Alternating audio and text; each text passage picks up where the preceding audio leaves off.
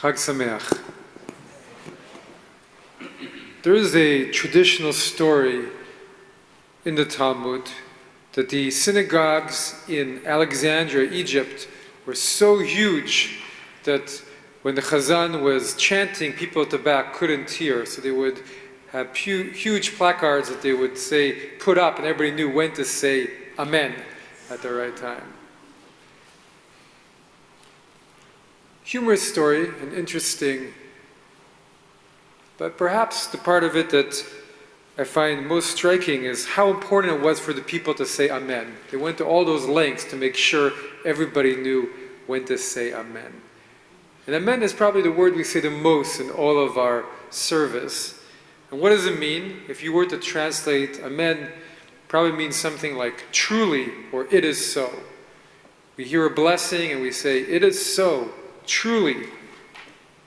And it's almost as if we were saying the blessing ourselves. It's the purpose of it. It's why when we have a repetition of the Amidah, we say Amen to all the blessings.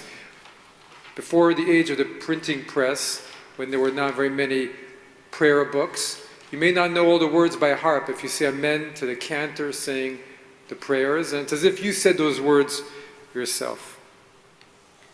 It's a word that's also related to the word for faith, emunah, amen, emunah, amen, emunah. Because when we're saying it, we're also saying, I believe in that.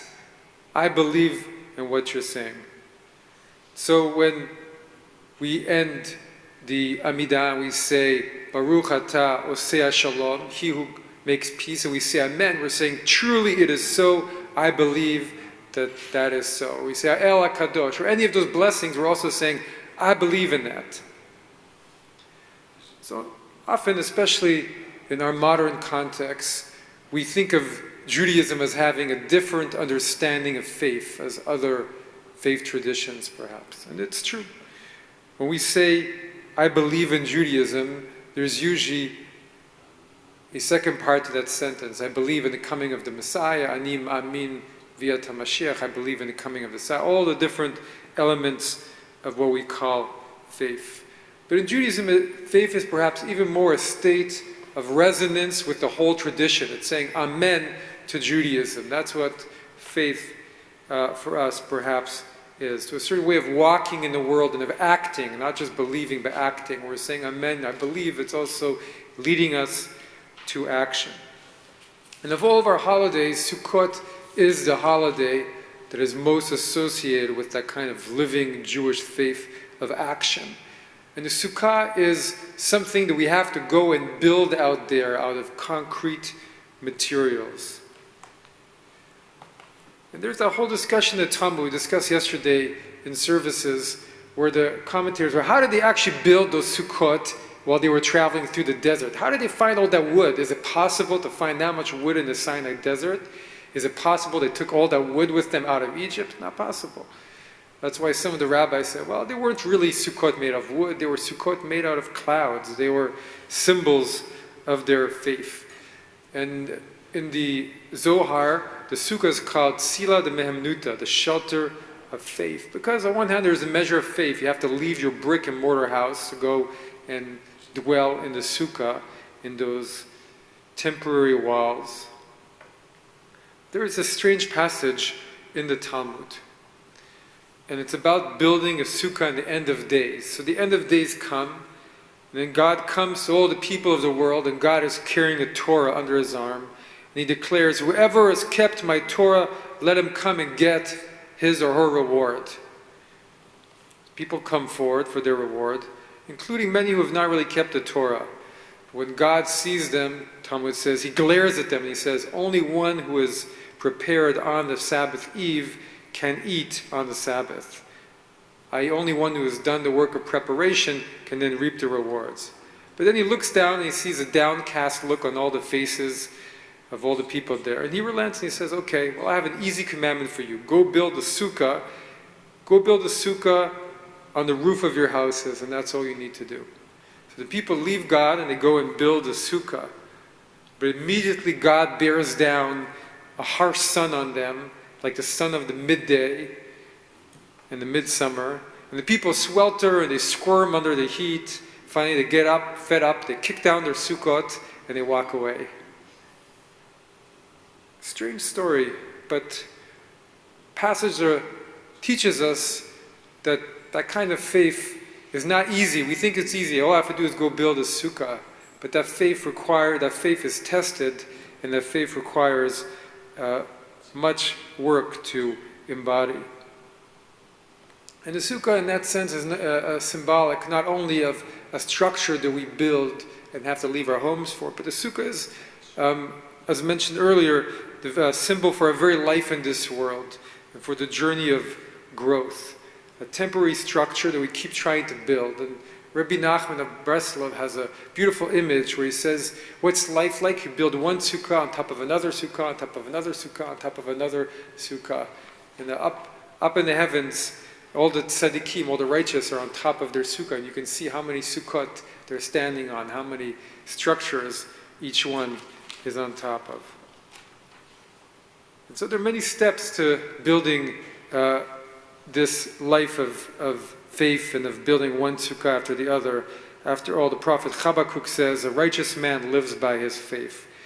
But the Kabbalah, I wanted to bring this to you today, has a very interesting roadmap that I've modified a little bit to how to understand that journey of faith in relation to Sukkot.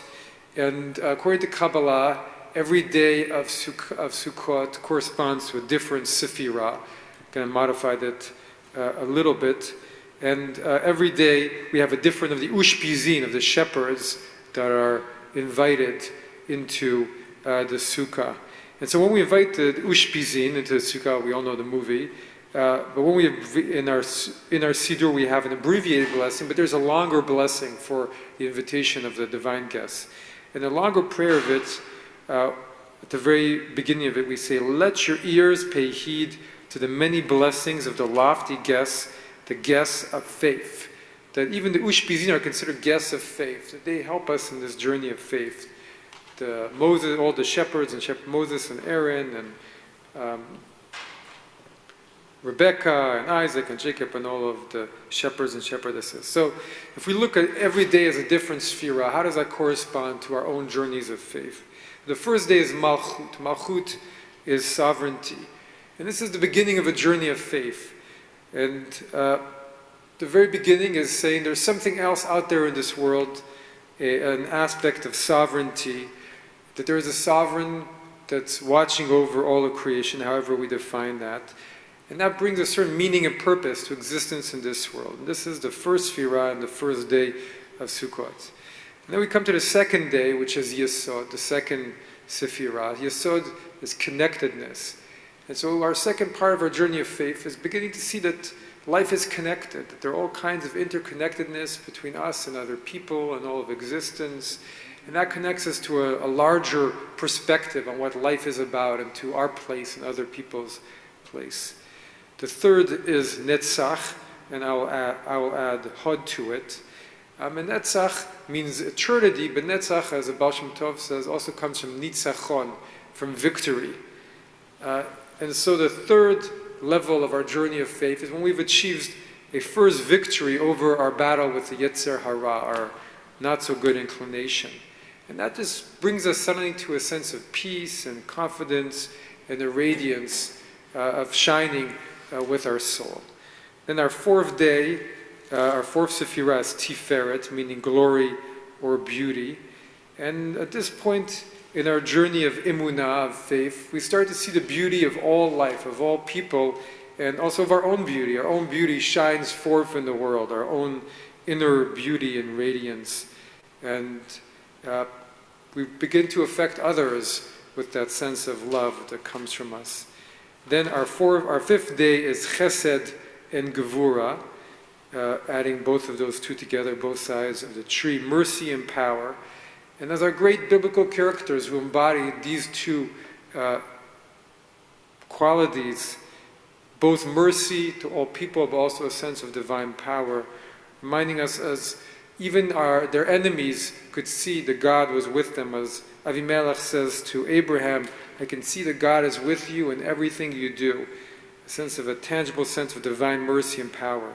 Then we have Chokhmah and Bina, meaning wisdom and understanding. and the wisdom of Chokhmah and of Binah is not just a earthly wisdom, but a heavenly wisdom, connecting to a much greater wisdom than just is embodied within ourselves. And it gives us a perspective on all of humankind and on the world, and a love of all human beings, and seeing how we each have our little place manifesting in the great plan. And finally, the final day is Keter, associated with the Ratzon, with the will of the divine. And that's when our will and the divine will, there is no difference between them, but there's yichuda, there's a unity between them in the end and fulfillment of our journey of emunah. A Kabbalistic viewpoint. But however we look at it, the sukkah is symbolic of our journey in the world, from one sukkah to the other, and believing that there is a purpose to trying to embody that goodness and that justice and that peace and trying to go forward in it. It's not just something unimportant in life. We face our trials and our tribulations with each one of those steps, but yet it's also that journey is a great test which allows us to be ready to greet the divine at the end of it all. And then we're not alone in the journey. We have the Ushpizin. And the sukkah reminds us that wherever we are, whether we're at the back of the room of a giant sukkah or the front of a room of a different type of sukkah, or right in the process engaged of building a sukkah, all we have to do is say amen, that we want to be on that journey. We have to say truly, yes it is so, to a life of purpose and meaning and growth and the joy of ever greater discovery and moving forward in our journey of life. Chag Sameach.